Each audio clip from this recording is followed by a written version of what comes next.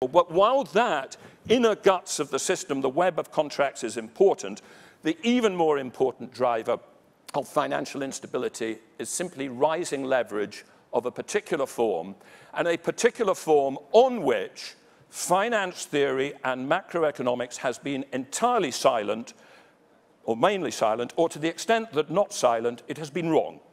If you pick up most undergraduate textbooks, and we were talking earlier this morning about the role of what we have to do in teaching undergraduates and graduate economics, and you see how they describe the role of the banking system, they make two mistakes.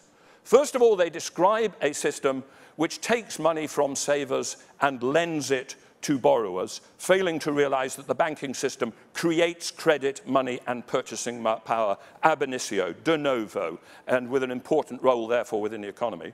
But also, again and again, it says, well, what banks do is they take deposits from households and they lend money to businesses, making, as Joe referred to earlier, the capital allocation process between alternative capital investments.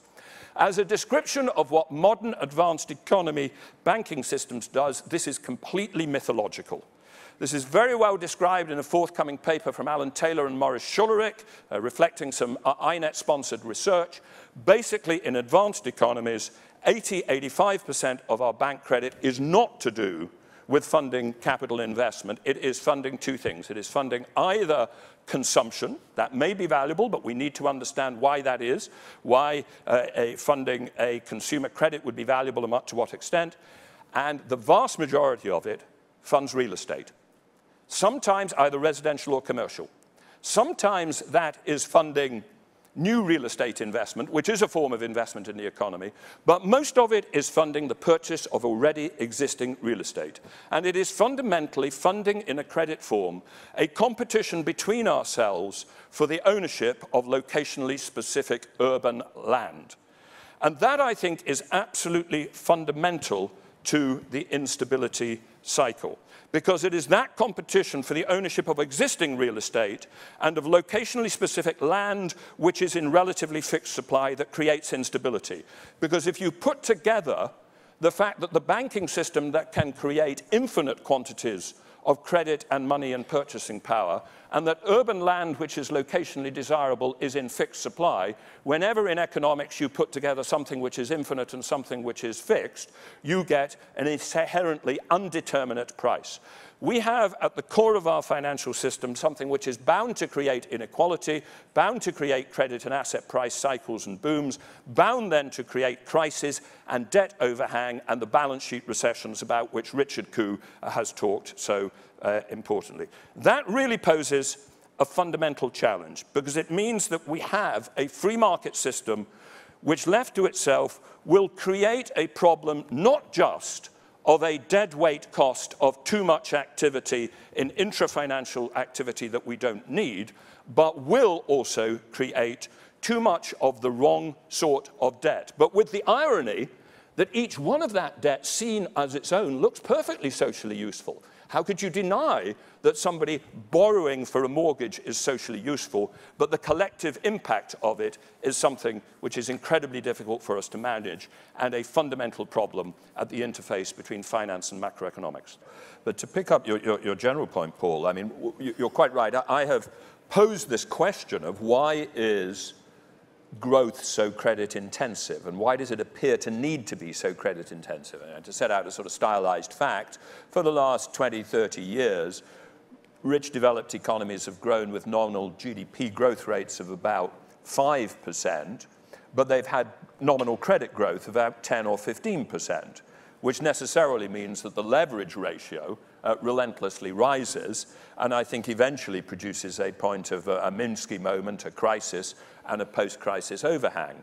And that does pose a fundamental question for us, which is, did we need that credit growth to achieve that nominal GDP growth, i.e. a rate of growth of inflation of about 2–2.5%, and real growth? If it is, if we really needed that credit growth to have the nominal GDP growth, then, as Minsky once said, we do not have an equilibrium in a monetary economy with capitalist financial institutions as against in a Arrow de Breu, Valrasian, seed and corn barter economy.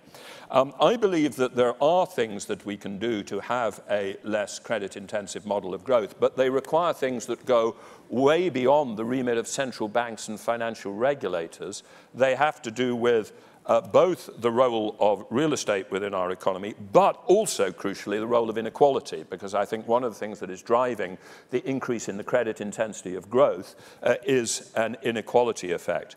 If I can then link that to Ed's point, there was something Ed said which I completely and utterly agreed with, and totally agreed with, and I think he put it beautifully, which is, in this area of, if we believe that we can have credit cycles which are out of control and we want to constrain them, we cannot possibly ask the guys who are selling mortgages to take responsibility for it. As you put it, you can't expect them to go into a huddle and say, oh my God, you know, Mrs. X wants this mortgage, seems to be right for her individually, but wow, you know, there's this sort of, you know, fallacy of composition going on here, I've got to think this through. You've got to have that at the level of public policy, and we have got to constrain the credit cycle in public policy. You cannot do that, and that picks up what Axel says, through the inflation target. The inflation target, unlike what Wicksell sought that provided we hit low inflation by having the nominal interest rate in line with the natural rate of interest, all would be well. I think what we've learned is inflation targeting is not sufficient. We need to pay attention to quantity aggregates, but we need to pay attention to them for a quite different reason from what we thought back in the 1970s and 80s. There was a time when we thought that we've got to pay attention to quantity aggregates on the liability side of the bank balance sheet, which is money, because it was a powerful forward indicator of inflation.